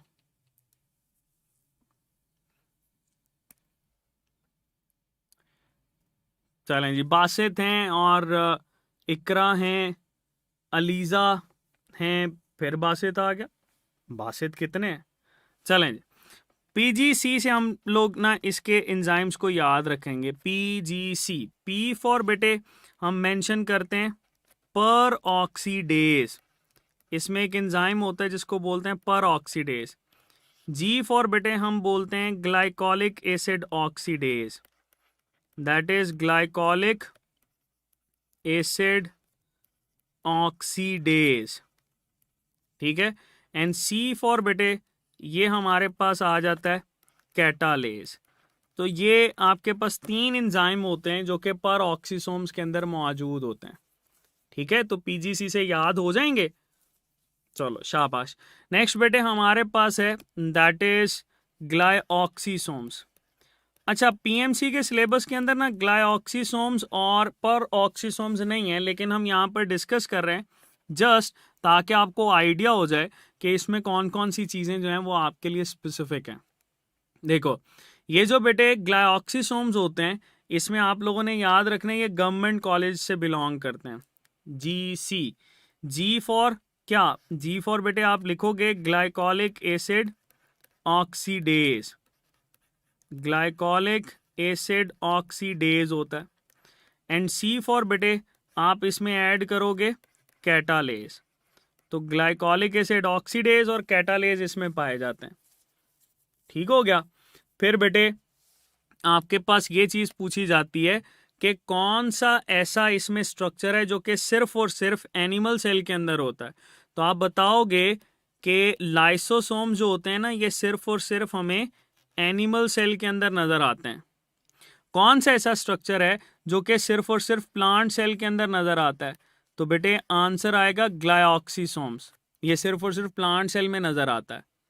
फिर सवाल ये आता है कि कौन सा ऐसा ऑर्गेनेली है जो कि एनिमल और प्लांट दोनों में ही मौजूद होता है?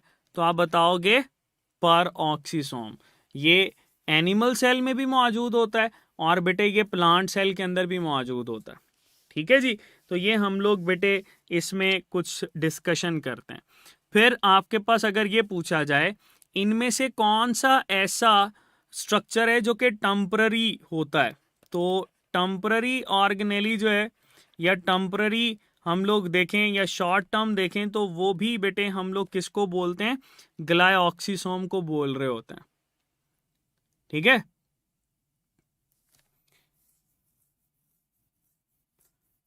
ये बेटे आप लोगों ने याद रखना है। ये हमारे पास एनिमल, प्लांट और किस किस के अंदर मौजूद होता है, इसको हम लोग डील करते हैं। फिर सुसाइडल बैग्स किन को बोलते हैं? तो अगर आपसे ये पूछा जाए कि सुसाइडल बैग्स कौन से हैं, तो बेटे सुसाइडल बैग्स हमारे पास होते हैं ये लाइसोसोम्स। लाइसोसोम्स को सुसाइडल बैग्स बोलते हैं। ठीक है, ये बेटे हमारे पास एक जनरल कंपैरिजन जिसको हम लोग डील कर रहे होते हैं। फिर ये देखो आपके पास ना पर ऑक्सीसोम्स को जरा क्विकली देख लो। पर ऑक्सीसोम एनिमल सेल के अंदर, एनिमल सेल के अंदर इनका काम होता है डिटॉक्सिफिकेशन। ठीक है, एनिमल सेल के अंदर डिटॉक्सिफिकेशन करवाते हैं। अच्छा, प्लांट के अंदर इनका काम होता है फोटो रेस्पायरेशन। प्लांट के अंदर इनका काम क्या है? Photo respiration. अच्छा, ये डिटॉक्सिफिकेशन से याद आया, हमने तो ये भी पढ़ा था कि डिटॉक्सिफिकेशन एससीआर करवाता है। तो यहाँ पर ऐड करो बेटे, ये जो डिटॉक्सिफिकेशन होती है, ये डिटॉक्सिफिकेशन भी हमारे पास 3 ऑर्गेनेलीज करवाते हैं। पहला एसईआर, दूसरा पर ऑक्सीसोम हम लोगों ने पढ़ा, और तीसरा बेटे हमारे पास डिटॉक्सिफिकेशन के अंदर रिस्पॉन्सिबल होता है माइटोकॉन्ड्रिया। ठीक है, ये तीनों ही हमारे पास बेटे डिटॉक्सिफिकेशन करवा रहे होते हैं। ओके, तो ये आप लोगों ने इसके साथ याद रखना है। आगे चलते हैं। हमारे पास बेटे ये जो ग्लाइऑक्सीसोम होता है, ये ग्लूकोनियोजेनेसिस, या आप ये कह लो कि इसका काम होता है कि फैटी एसिड्स को कन्वर्ट करना है कार्बोहाइड्रेट्स के अंदर। फैटी एसिड्स को कन्वर्ट करना है कार्बोहाइड्रेट्स के अंदर, और इस वजह से ये आपके पास उन्हीं सीड्स के अंदर नज़र आएगा जिनमें जिनसे आप ऑयल हासिल करते हैं। बिकॉज ग्लाइऑक्सीसोम्स आपके पास सीडलिंग्स के अंदर नज़र आता है, सीडलिंग्स में, और उन सीडलिंग्स के अंदर नज़र आएगा बेटा जिससे आप ऑयल हासिल करते हो। लाइक पीनट इसके अंदर मौजूद होगा, लाइक बेटे एलमंड इसके अंदर मौजूद होगा, लाइक हमारे पास वॉलनट इसके अंदर मौजूद होगा। ठीक है, तो ये बेटे इनके पास मौजूद होता है। अच्छा, फिर वापस चलते हैं हम लोग इसमें लाइसोसोम्स की तरफ। तो लाइसोसोम सुसाइडल बैग्स हैं, इसको हम लोग डिस्कस करेंगे। ठीक है, कि लाइसोसोम्स क्या फंक्शन परफॉर्म करते हैं और लाइसोसोम से क्या क्या चीज़ें जो हैं वो आपसे पूछी जा सकती हैं, ये हम लोग बेटे इसमें डिस्कस करेंगे। मुझे बताओ अभी तक इसमें कोई मसला है तो आप पूछ सकते हैं, अदरवाइज हम आगे चलेंगे। चलो लाइसोसोम्स की तरफ चलते हैं। लाइसोसोम्स बेटे हमारे पास सुसाइडल बैग्स कहलाते हैं। लाइसोसोम्स को हम क्या बोलते हैं? They are known as suicidal bags, ये सुसाइडल बैग्स हैं। अच्छा, सुसाइडल बैग्स तो हैं, साथ ही साथ बेटे हम इनको डस्टबिन ऑफ सेल भी बोलते हैं। They are also known as dustbin of cell. ठीक है, अगर आपसे ये पूछा जाए कि प्लांट सेल में लाइसोसोम नहीं होता तो फिर प्लांट सेल में फिर क्या होगा लाइसोसोम से मिमिक करता हुआ, तो बेटे फिर प्लांट सेल में आपके पास होगा वैक्यूल, लार्जर वैक्यूल जो होता है, ये हम लोग कहते हैं दैट मिमिक्स लाइसोसोम। ठीक है, तो प्लांट के पास चूंकि लाइसोसोम नहीं ना होता तो हमारे पास बेटे ये वैक्यूल ही एज अ लाइसोसोम एक्ट कर रहा होता है इसमें। ठीक है, अच्छा, इसमें कुछ और एक्स्ट्रा हैं, उसको भी शुरू में ही ज़रा देख लो कि लाइसोसोम के बारे में ना ये कंसीडर किया जाता है कि लाइसोसोम्स इनिशिएट करते हैं माइटोसिस। ठीक है, इनके बारे में ये कंसीडर किया जाता है कि दे इनिशिएट्स माइटोसिस, यही वो स्ट्रक्चर्स होते हैं जो कि माइटोसिस को इनिशिएट करते हैं। फिर इन्हीं में अगर आपसे ये पूछा जाए कि लाइसोसोम्स अगर नंबर में बहुत ज़्यादा हो जाएं या इनकी एक्टिविटी बहुत ज़्यादा हो जाए तो ये बेटे आर्थराइटिस कॉज करते हैं। ठीक है, आर्थराइटिस, इनकी ओवर एक्टिविटी आर्थराइटिस कॉज कर रही होती है। ओके, चलो आगे चलते हैं बेटे। हमारे पास एक एनिमल सेल बना लेते हैं। Suppose that we have an animal cell over here, और इस एनिमल सेल के अंदर ये सेंटर में न्यूक्लियस, और यहाँ पर हम बना लेते हैं दैट इज गोल्जी अपरेटस, ये गोल्जी वेजिकल डिस्कस करते हैं। ठीक है, चलो ये बेटे हमारे पास ये जो गोल्जी वेजिकल होता है, गोल्जी वेजिकल, ये गोल्जी वेजिकल आ गया। ठीक है, इस गोल्जी वेजिकल के अंदर आप लोगों ने चीज़ें याद रखनी है कि ये गोल्जी वेजिकल हमारे पास प्राइमरी लाइसोसोम कहलाता है, that is known as primary lysosome. क्यों प्राइमरी लाइसोसोम? बिकॉज इसके अंदर एंजाइम्स जो होते हैं वो इनएक्टिव होते हैं। एंजाइम्स क्या होते हैं? इनएक्टिव। अभी इन्होंने काम शुरू ही नहीं किया, ब्रेकडाउन स्टार्ट ही नहीं किया, इसी वजह से बेटे हम इनको क्या बोलते हैं? Primary lysosome. Primary lysosome inactive होता है, इसने ब्रेकडाउन स्टार्ट नहीं किया। ठीक है, अच्छा, सपोज हमारे पास ना यहां पर एक पड़ा हुआ है स्ट्रक्चर, चलो इस स्ट्रक्चर को जरा बेहतर बना लेते हैं, इसके साथ बनाते हैं। Suppose we have a structure over here जिसको माइटोकॉन्ड्रिया बोलते हैं, and that is almost worn out mitochondria. ये हमारे पास क्या हो गया? Worn out mitochondria. अगर इस वॉर्न आउट माइटोकॉन्ड्रिया की बात करें बेटा, तो आपके पास इस माइटोकॉन्ड्रिया के अराउंड ये प्राइमरी लाइसोसोम जाएगा, जाके बेटे अपने इस एंजाइम को एक्टिवेट करेगा। इस स्ट्रक्चर को हम लोग बोलते हैं phagosome, that will be refer to as phagosome. ये जो बेटे फैगोसोम होता है, इसी फैगोसोम को हम लोग सेकेंडरी लाइसोसोम बोलते हैं, that is refer to as secondary lysosome. ऊपर लिख लें इसको सेकेंडरी लाइसोसोम, बिकॉज इसने ब्रेकडाउन स्टार्ट कर दिया ना, तो तभी ये आपके पास सेकेंडरी लाइसोसोम कहलाएगा। इस फैगोसोम की कॉम्पोजिशन क्या होती है? तो जब भी आपसे बेटे कॉम्पोजिशन पूछी जाए तो आपने बताना है इसमें प्राइमरी लाइसोसोम है प्लस इसमें माइटोकॉन्ड्रिया। अब बेटे ये देखो, माइटोकॉन्ड्रिया इसके सेल का अपना हिस्सा है ना, तो अगर सेल का अपना हिस्सा है तो आप इस फैगोसोम के शुरू में लगा दोगे ऑटोफैगोसोम। ठीक है, ऑटोफैगोसोम उसको बोलते हैं जिसमें बेटे ये सेल के अपने ही हिस्से को क्या करे? डाइजेस्ट करना शुरू कर दे, जैसे वॉर्न आउट ये जो माइटोकॉन्ड्रियाज हैं इनको डाइजेस्ट करे। ठीक है, अच्छा, अगर ऐसा है हमारे पास कि एक बेटे ये एंटिटी है, इस एंटिटी को ये इनगल्फ करता है, ठीक है, और इसमें ये प्लाज्मा मेम्ब्रेन जो है इसके अराउंड जो है वो बन जाती है, ठीक है, that there is plasma membrane. इसको हम लोग बोलते हैं फूड वैक्यूल, ठीक है।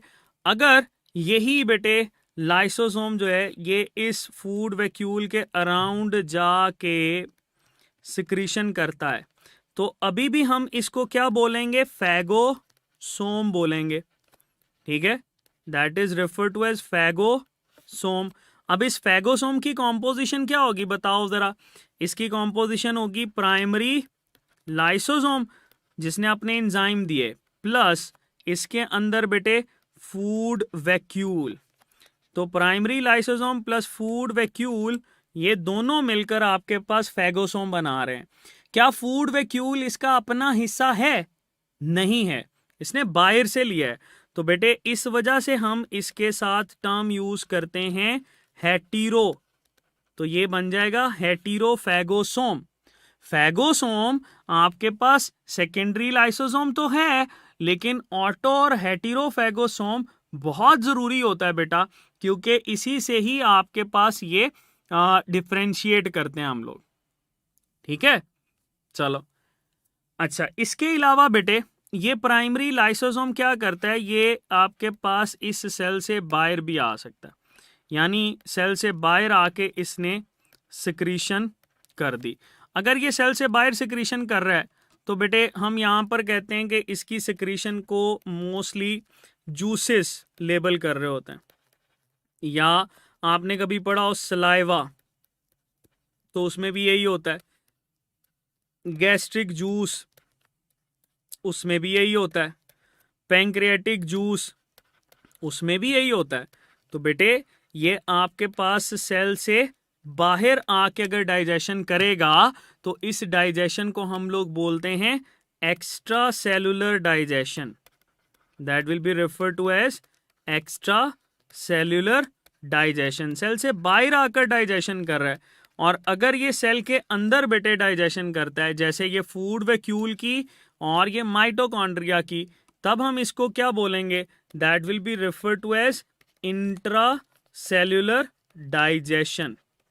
तो ये एक्स्ट्रा सेलुलर डाइजेशन और इंट्रा सेलुलर डाइजेशन, ये बेटे दोनों तरह की डाइजेशन करवाना इसका काम होता है, ठीक है। इंट्रा सेलुलर डाइजेशन भी करवाता है और एक्स्ट्रा सेलुलर डाइजेशन भी करवाता है।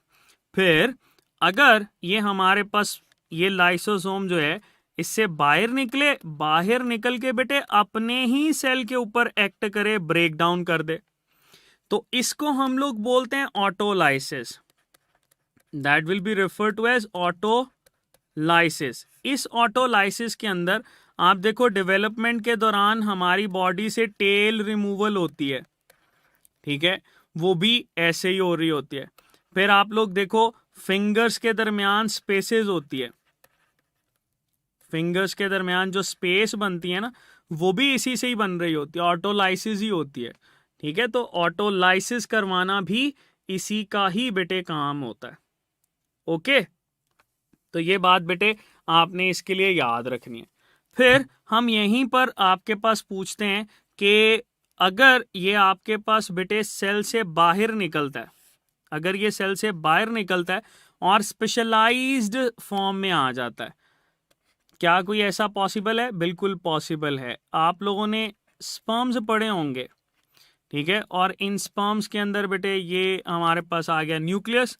इन स्पर्म्स के हेड पे आप लोगों ने पढ़ा एक्रोसोम। क्या पढ़ा बेटे? एक्रोसोम। ये एक्रोसोम क्या है? That is the specialised lysosome. ये हमारे पास स्पेशलाइज्ड लाइसोसोम होता है बेटे।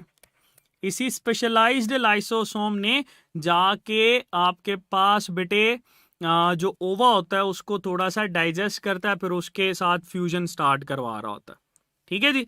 फिर हम इसमें लाइसोसोम के साथ एक और चीज भी ऐड करते हैं। यही लाइसोसोम जो है ये आपसे पूछा जाए किन सेल्स के अंदर ज्यादा होते हैं, तो बेटे आप बताओगे कि ये लाइसोसोम ज्यादा होते हैं हमारे पास मोनोसाइट्स के अंदर। मोनोसाइट्स तभी तो ये मोनोसाइट्स आपके पास बेटे मैक्रोफेजिस कहलाते हैं, ठीक है, मैक्रोफेजिस, जो कि फैगोसिटिक एक्टिविटी परफॉर्म करता है। फिर ये आपको न्यूट्रोफिल्स के अंदर भी नजर आते हैं। इन न्यूट्रोफिल्स के अंदर बेटे आपको माइक्रोफेजिस बोलते हैं, बिकॉज ये छोटे छोटे जो पार्टिकल होते हैं उनको डाइजेस्ट करते हैं, तो ये भी फैगोसिटिक एक्टिविटी होती है। आपके पास बेटे अगर पूछा जाए मोनोसाइट न्यूट्रोफिल्स, तो इनके अंदर नंबर ऑफ लाइसोसोम हमारे पास ज्यादा होते हैं, जो कि बेटे फैगोसिटिक एक्टिविटी परफॉर्म करते हैं, ठीक है। अच्छा, फिर लास्ट पे इस पे हम लोग ऐड करेंगे स्टोरेज डिजीजेस, ठीक है, स्टोरेज डिजीजेस। अगर आपके पास बेटे इसके कुछ एंजाइम्स प्रॉपरली काम नहीं ना कर रहे, then it will cause storage diseases. इन स्टोरेज डिजीजेस के अंदर दो डिसऑर्डर्स हम लोग डील करते हैं। एक होता है टे सैक्स डिजीज, दैट इज टे सैक्स डिजीज। इस टे सैक डिजीज को ना बेटे हम लोग लीथल म्यूटेशन भी बोलते हैं, दैट इज लीथल म्यूटेशन। इसके अंदर होता क्या है, इसके अंदर बेटे जो लिपिड होता है वो ज़्यादा हो जाता है, क्योंकि उसको ब्रेक करने के लिए एंजाइम नहीं है, और ये ज़्यादातर ब्रेन के अंदर होता है, तो ब्रेन की फंक्शनिंग बेटे आपके पास कम हो जाती है, ठीक है। That can lead to mental retardation, और अल्टीमेटली इसके अंदर ना डेथ होनी होती है। इस वजह से हम बेटे इसको लीथल म्यूटेशन बोलते हैं। ऐसी म्यूटेशंस जो कि अल्टीमेटली लीड टू डेथ, उनको लीथल म्यूटेशन बोला जाता है। फिर दूसरा आपको यहां पर नजर आएगी ग्लाइकोजिनोसिस टाइप 2। ये जो बेटे ग्लाइकोजिनोसिस टाइप 2 है, इसके अंदर क्या होता है, इसके अंदर बेटे हमें ग्लाइकोजन का लेवल जो है वो इंक्रीज नजर आता है। ग्लाइकोजन का लेवल क्या हो जाता है, इंक्रीज। और अगर ग्लाइकोजन का लेवल इंक्रीज हो गया, ठीक है,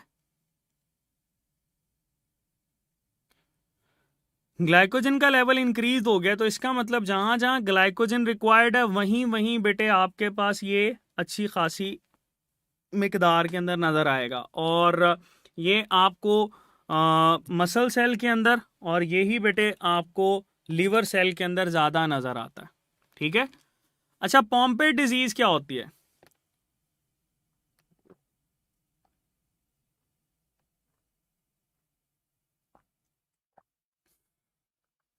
बताओ जरा, पॉम्पे डिजीज क्या होती है।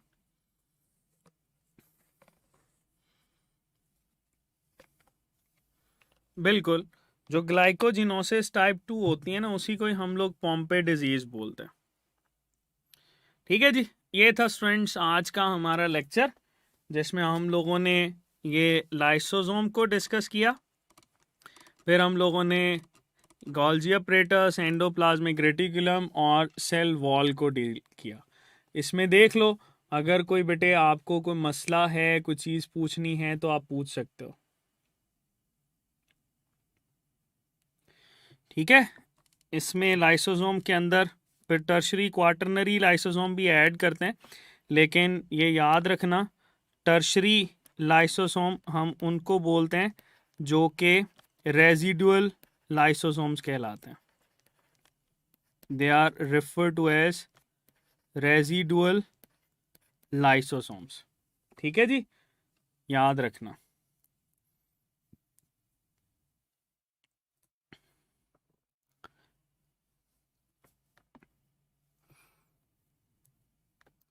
जी बेटे, you got just last 5 minutes, if you have any question तो आप पूछ सकते हैं।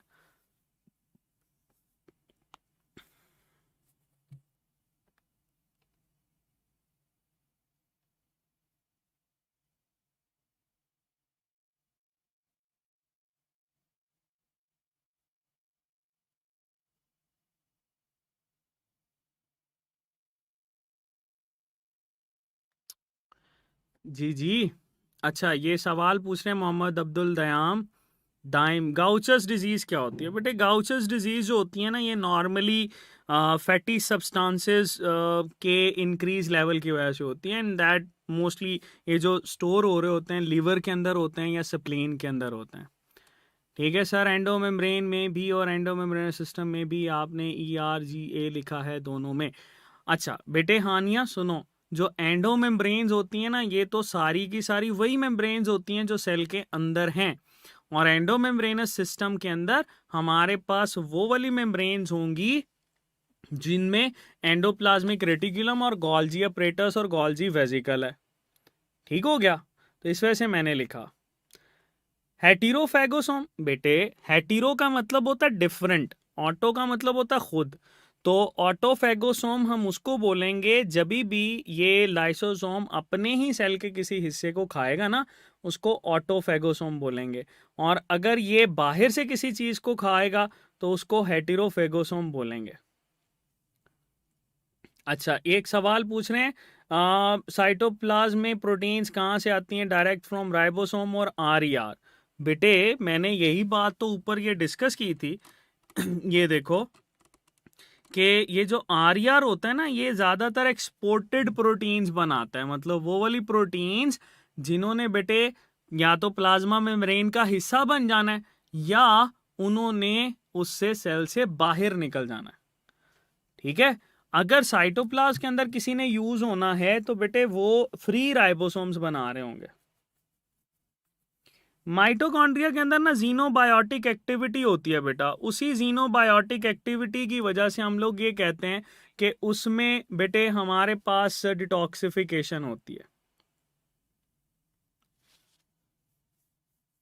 बेटे स्टमक में आप देखो ना गैस्ट्रिक जूस होता है, तो गैस्ट्रिक जूस जो है वो बेसिकली सिक्रीशन है। किसकी सिक्रीशन है? That is the secretion of lysosome. ठीक है, ये बेटे लाइसोसोम की सिक्रीशन होती है, इसी वजह से हम इसको डील कर रहे होते हैं। ठीक है, ये बात याद रखना। अच्छा, फिर आपके पास आ जाता है क्या सवाल है जी? टे सैक डिजीज की वजह से डेथ क्यों होती है? बेटे टे सैक डिजीज की वजह से डेथ इस वजह से होती है बिकॉज ये हमारे पास लीथल म्यूटेशन है। तो लीथल म्यूटेशन जो होती है ये आपके पास बेटे डेथ कॉज कर रही होती है, इसमें कोई इतनी ज्यादा देर तक जो है ना वो सर्वाइवल नहीं होता।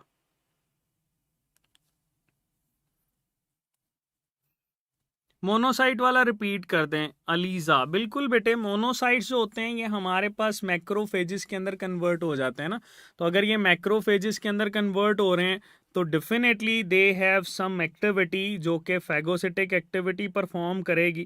ठीक है, और फैगोसिटिक एक्टिविटी जो है ये आपके पास दो तरह के सेल परफॉर्म कर रहे होते हैं।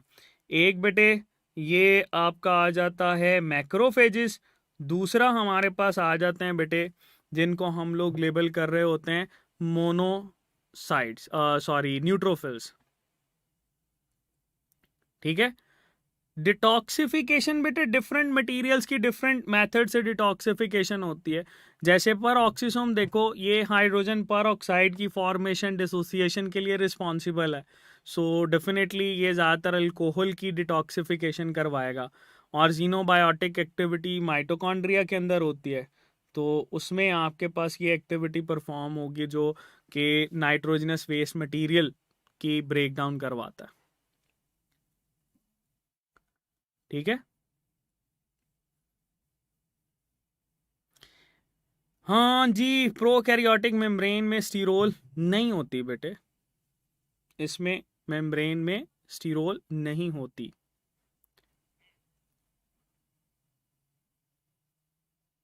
ऑटोलाइसिस और ऑटोफेगी में डिफरेंस क्या है? बेटे ऑटोलाइसिस होता है अपने ही सेल को तोड़ना, और आपका सेल तभी टूटता है जब प्लाज्मा मेम्ब्रेन रप्चर होती है। ऑटोफेगी होती है कि अपने किसी स्ट्रक्चर को खा जाना, जैसे माइटोकॉन्ड्रिया।